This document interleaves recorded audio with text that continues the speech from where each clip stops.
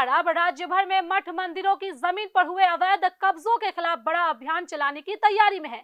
भूमि एवं राजस्व विभाग ने इस मामले में बिहार राज्य धार्मिक न्यास बोर्ड से विस्तृत रिपोर्ट तलब की है। सरकार यह जानना चाहती है कि किन किन जिलों में मंदिरों और मठों की जमीन पर अतिक्रमण हुआ है, ताकि वहां चरणबद्ध तरीके से कार्रवाई की जा सके।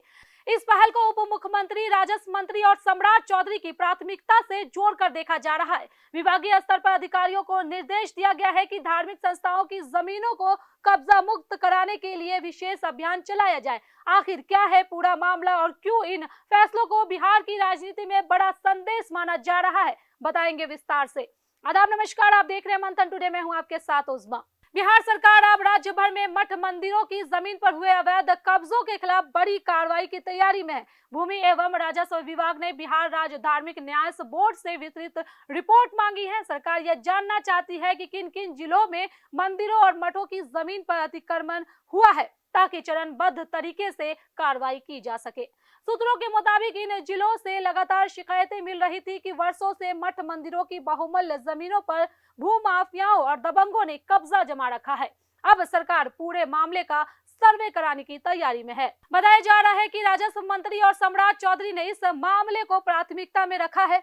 विभागीय अधिकारियों को साफ निर्देश दिया गया है कि धार्मिक संस्थाओं की जमीनों को कब्जा मुक्त कराने के लिए विशेष अभियान चलाया जाए। राजस्व विभाग और स्थानीय प्रशासन मिलकर ऐसे मामलों की पहचान करेंगे और रिपोर्ट आने के बाद जिला प्रशासन को विशेष निर्देश जारी किए जा सकते हैं। जरूरत पड़ने पर पुलिस बल की मदद से अतिक्रमण हटाने की भी तैयारी है। अब सवाल ये है कि क्या सरकार वास्तव में भू माफियाओं पर सख्त कार्रवाई कर पाएगी, क्योंकि कई मामलों में वर्षों से जमीन विवाद अदालतों और प्रशासनिक फाइलों में उलझे हुए हैं। इधर बिहार में बढ़ते अपराध और पुलिस कार्रवाई को लेकर सियासत भी गरमाई गई है।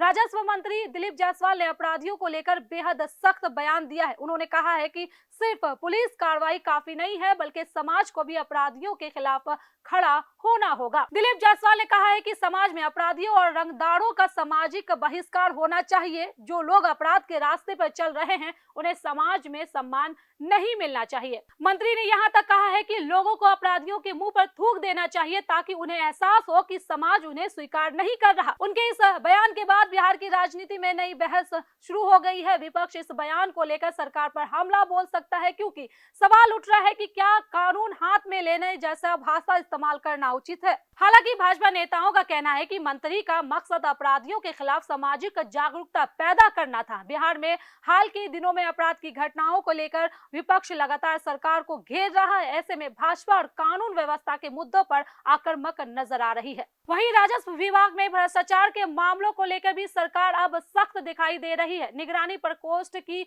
समीक्षा बैठक के दौरान अधिकारियों को साफ निर्देश दिया गया है कि भ्रष्टाचार से जुड़ी फाइलों को लंबित नहीं रखा जाए।